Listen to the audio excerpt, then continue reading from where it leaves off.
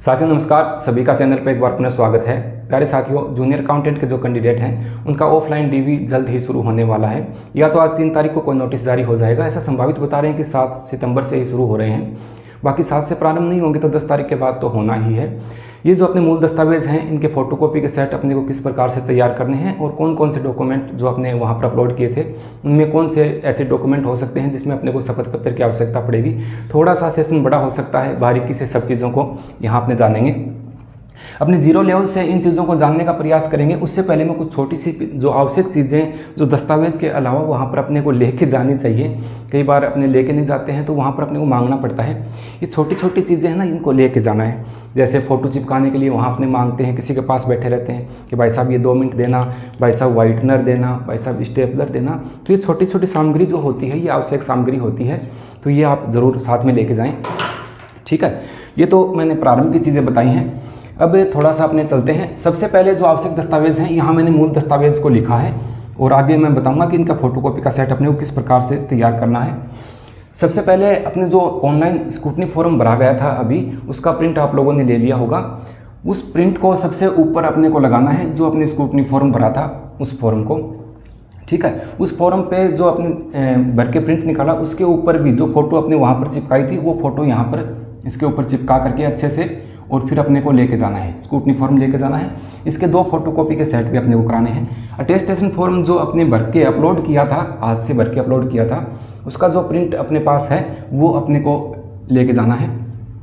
ठीक है, इसके भी 2 फोटोकॉपी के सेट अपने को करवाने हैं। बात समझ में आ गई होगी।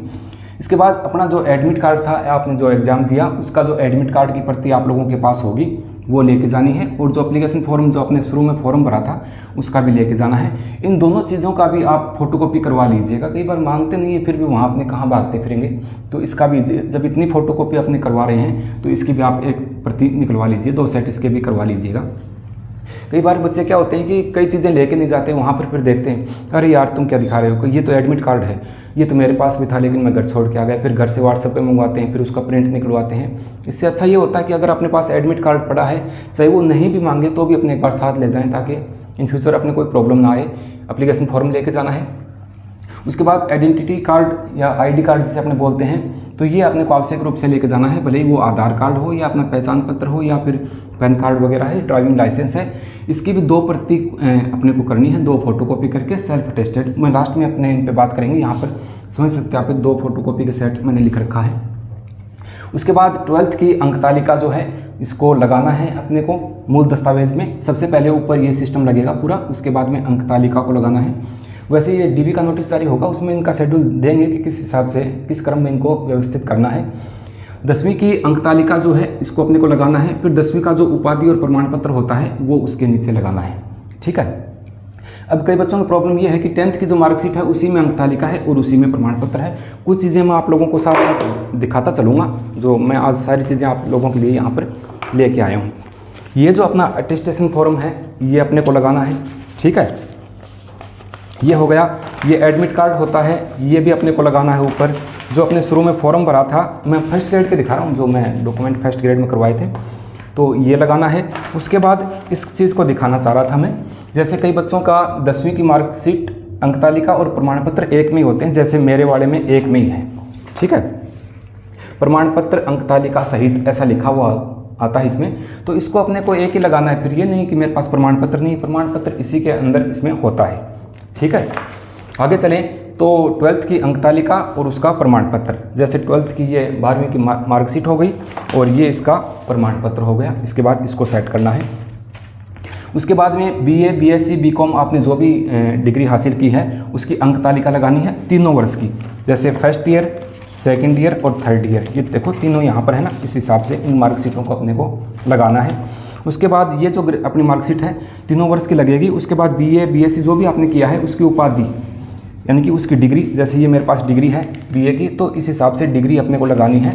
अगर आपने पास ओरिजिनल डिग्री नहीं आई है तो क्या करें सर ऐसी कंडीशन में, तो ऐसी कंडीशन में जो प्रोविजनल डिग्री अपने पास है तो वो भी एक बार मान्य कर ली जाती है। ठीक है, ज्वाइनिंग के टाइम तक आप लोगों के पास वो ओरिजिनल आ जाएगी, तो एक बार प्रोविजनल है तो भी चल जाएगा, कोई प्रॉब्लम वाली बात नहीं है। कुछ चीज़ें जो आप लोगों के द्वारा पूछी गई थी उनको मैं लास्ट में शामिल करूँगा, जो आप लोगों के जो प्रॉब्लम थी। उसके बाद अगर आपने MA यहाँ पर दिया है तो MA, MSc, MCOM जो भी आपने कर रखा है उसकी अंक तालिका लगानी है दोनों साल की, फर्स्ट ईयर और सेकंड ईयर की। जैसे ये फर्स्ट ईयर की MA की मार्कशीट है और ये सेकंड ईयर की है। इसके बाद में इसकी MA, MSc जो भी किया है उसकी उपाधि ओरिजिनल है तो ठीक है। जैसे मेरे पास इसमें जो राजस्थानी भाषा की MA है उसमें प्रोविजनल सर्टिफिकेट है मेरे पास, इसकी ओरिजिनल डिग्री अभी आई नहीं है, तो इस हिसाब से इसको लगाना है। उसके बाद अपने को RSCIT का डिप्लोमा या आपने कोई B.Ed वगैरह का और कोई एजुकेशन भरा है, जैसे ये B.Ed है और ये B.Ed की जो अपनी डिग्री होती है वो वाली, तो इस हिसाब से लगाना है। उसके बाद RSCIT डिप्लोमा या जो CCCA का डिप्लोमा है ये आप लोगों को लगाना है, ये वाला जो अपने RSCIT का होता है, ठीक है। इन सभी की दो दो फोटोकॉपी के सेट तैयार करने हैं, वो मेरे पास पड़े हैं, मैं कैसे किस हिसाब से सेल्फ समय सत्यापित करके 2 फोटोकॉपी के सेट इन सभी डॉक्यूमेंट के अपने को लेके जाने हैं। उसके बाद में RSCIT का डिप्लोमा अगर आपके पास ओरिजिनल नहीं आया है तो आप नेट से आप रिजल्ट आ चुका है तो वहाँ से डाउनलोड करके आप ले जाइएगा। ऐसा नहीं कि बाद में हमने फॉर्म भरा है और बाद में आया है, बाद में आया है तो भी आप एक बार उसको लेके ज़रूर जाएं। जाति प्रमाण पत्र अगर 1 वर्ष से पुराना है उसके बाद जाति प्रमाण पत्र लगाना है। यदि आपका 1 वर्ष से पुराना है तो शपथ पत्र जैसा अपने ऑनलाइन जब डॉक्यूमेंट अपलोड किए उस समय अपने भरा था, जो शपथ पत्र लगाया था उसी को ही अपने को लेके जाना है उसी प्रकार से। और उनके लिए है जो EWS और OBC के अभ्यर्थी हैं, SC/ST के अभ्यर्थी को इसकी आवश्यकता नहीं है शपथ पत्र की। उसके बाद मूल निवास प्रमाण पत्र जो है वो अपने को लगाना है, डिजिटल वाला जो मूल निवास है।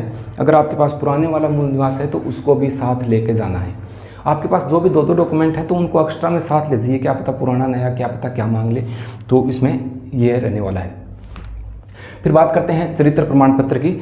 चरित्र प्रमाण पत्र जो है तो इसमें अपने को 3 चरित्र प्रमाण पत्र लेके जाने हैं। 2 राजपत्रित गजिस्ट्रेट ऑफिसर के जो चरित्र प्रमाण पत्र हैं, कैरेक्टर सर्टिफिकेट वो ले जाने हैं, और एक जो अंतिम संस्था का है जहाँ से आपने BA की है, जहाँ से बनवा रखा है, MA की है या B.Ed से लिया है।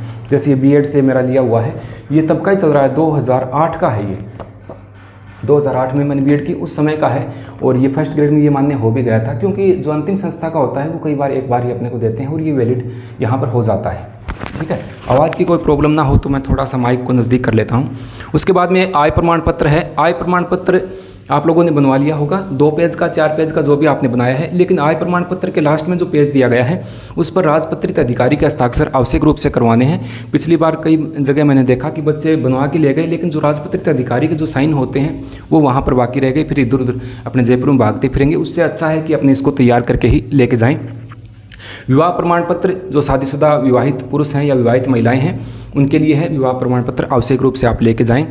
परित्यक्ता की डिग्री यानी कि जो डाइवोर्स वाली बहनें हैं, जो तलाकशुदा बहनें हैं, ये डिग्री नहीं बोलते, इनको डिक्री ही बोला जाता है, जो न्यायालय के द्वारा दी जाती है। डिग्री का मतलब होता है आदेश। तो विज्ञप्ति से पहले जारी मांगी है इन्होंने, फिर भी आपकी डिग्री अगर बाद में आई है तो भी आप एक बार आवश्यक रूप से लेके जाएं। और जो बाद में आई है उसका रीज़न का आप एक एफिडेविट लगा दीजिए कि किन्हीं कारणों से जो मामला है वो कोर्ट में थोड़ा लंबित चला, उस वजह से मेरी डिग्री आने में, मामला पहले का था लेकिन डिग्री आने में थोड़ा डिले हो गया, इस वजह से ये डिग्री बाद में आई है, तो ये इसमें कोई प्रॉब्लम नहीं आती है। जो विडो कैटेगरी की बहनें हैं उनके लिए जो विधवा प्रमाण पत्र है, तो ये विधवा प्रमाण पत्र कोई प्रमाण पत्र बनता नहीं है, आपको अपने पति का जो मृत्यु प्रमाण पत्र होता है वही यहाँ पर प्रस्तुत करना है, ठीक है। उसके बाद NOC की बात करते हैं। यदि आप सेवारत कर्मचारी हैं, राज्य कर्मचारी हैं, तो आपको NOC यानी कि नो ऑब्जेक्शन सर्टिफिकेट जो दिया जाता है आपके डिपार्टमेंट के माध्यम से, उसको यहाँ पर प्रस्तुत करना है। ये उन्हीं के लिए है जो पहले से राज्य कर्मचारी हैं या सेवा में रह चुके हैं, नहीं सॉरी अभी फ़िलहाल सेवा में हैं, ठीक है। आपकी जो डिस्चार्ज बुक की बात करें तो जो ESM है, एक्स सर्विसमैन है, उन भाइयों को यहाँ पर डिस्चार्ज बुक जो है वो यहाँ पर प्रस्तुत करनी पड़ती है। जो एक्स सर्विसमैन भाई हैं उनको किसी प्रकार के कोई चरित्र प्रमाण पत्र की आवश्यकता नहीं होती है, अंतिम संस्था का नहीं भी मिले तो, लेकिन 2 राजपत्रित अधिकारी के आप बनवा के ले जा सकते हो, इसमें कोई प्रॉब्लम वाली बात नहीं है। इनकी दिक्कत ये आती है एक्स सर्विसमैन जो हैं कि हमारे पास जो अंतिम संस्था का है वो हम कहाँ से लेके आए अभी, तो ये कोई खास बात नहीं है, अंतिम संस्था का नहीं है तो अलग से बनवा लीजिएगा जो 2 राजपत्रित अधिकारी हैं उनका। अब अन्य शपथ पत्र की बात करें तो मैं यहाँ पर एक बार आप लोगों को पुनः अच्छे से बताना चाहूँगा इस चीज़ को। यहाँ पर देखिए, इन चीज़ों को आप समझो। जैसे कई बच्चों का मानना ये था कि सर 10वीं की अंक तालिका में माता का नाम जो है उसमें आगे देवी लगा हुआ है, ठीक है, जैसे विमला देवी लिखा हुआ है, और जो प्रमाण पत्र है 10वीं का उसमें ओनली विमला लिखा हुआ है, ठीक है। यानी देवी नहीं लगा हुआ है। तो इसमें और इसमें जो त्रुटि है, इन दोनों के मध्य का एक एफिडेविट लगता है, वो यहाँ पर अपने को एक शपथ पत्र लगाना है 50 रुपये की स्टाम्प पे, ठीक है। कई अभ्यर्थियों के 10वीं की और 12वीं की मार्कशीट में फेरबदल है। उनका मानना यह है कि सर मेरे पिताजी के नाम जो है इसमें स्पेस दिया हुआ है और इसमें बीच में स्पेस नहीं है। जैसे मंगलाराम है, हिंदी में लिख के बताता हूँ मैं, उसमें ऊपर वाले में स्पेस नहीं है और 12वीं में स्पेस है। तो स्पेस का तो कोई ज़्यादा इशू नहीं होता है। अगर कोई स्पेलिंग मिस्टेक है, कोई नाम की मात्रा की मिस्टेक है 10वीं और 12वीं में, तो इन दोनों के बीच का एक जो शपथ पत्र होता है वो आप यहाँ पर लिखवा लीजिएगा 50 रुपये की स्टाम्प पे। वो कैसे लिखा जाता है वो मैंने आप लोगों को व्हाट्सएप पे भेज दिया, जिन बच्चों ने मेरे पास मांगा था। उसमें यह लिखा जाता है कि जिस व्यक्ति को यहाँ पर अपने माना है कि जो 10वीं की मार्कशीट में नाम दिया गया है वही नाम यहाँ पर 12वीं की मार्कशीट में है, इन दोनों व्यक्तियों को एक समान ही माना जाए, ये एक ही व्यक्ति का नाम है। ये शपथपूर्वक मैं ऐसे घोषणा करता हूँ। तो इस प्रकार से वो अपने आप लिख देते हैं न्योटेरी वाले, उसके बाद उसको न्योटेरी ज़रूर करवाना है, ठीक है। अब इसमें बीए की जो मार्कशीट है इसमें और एमए की मार्कशीट में भी अंतर हो सकता है, या फिर जो अपने को उपाधि होती है इसमें कई बार नाम में दिक्कत आ जाती है। विशेष रूप से अंक तालिका में नाम सही होना चाहिए, उपाधि में कहीं थोड़ी दिक्कत आ रही है तो भी चल जाएगी। लेकिन इनमें जो नाम की त्रुटियों की जो बात है तो उसका एफिडेविट लग जाता है, इसमें कोई प्रॉब्लम वाली बात नहीं है, इसको आप अच्छे से जानते हो। यहाँ तक पहुँच गए थे, एनओसी की बात हो गई, डिस्चार्ज की, शपथ पत्र की बात कर रहे थे।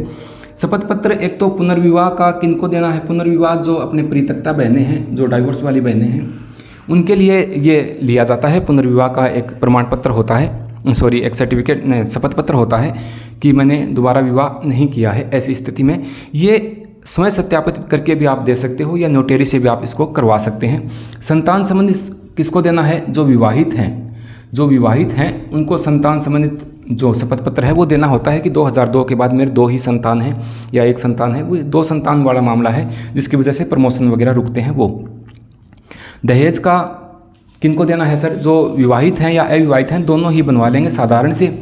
जो ऑफलाइन एक स्क्रूटनी फॉर्म आता है उसके आगे ये सारी चीज़ें वहाँ पर मिल जाती हैं। अगर किसी के पास है नहीं तो आप मेरे को मैसेज कर दीजिएगा, मैं आपको व्हाट्सअप इसके संबंध में कर दूँगा। धूम्रपान का इतना आवश्यक होता नहीं है, फिर भी आप बनवा लीजिएगा ताकि वहाँ पर आपकी कोई प्रॉब्लम ना हो। तो ये छोटी छोटी चीज़ें हैं शपथ पत्र के संबंध में, तो इसमें कोई खास आपके नहीं भी है तो भी चल जाता है।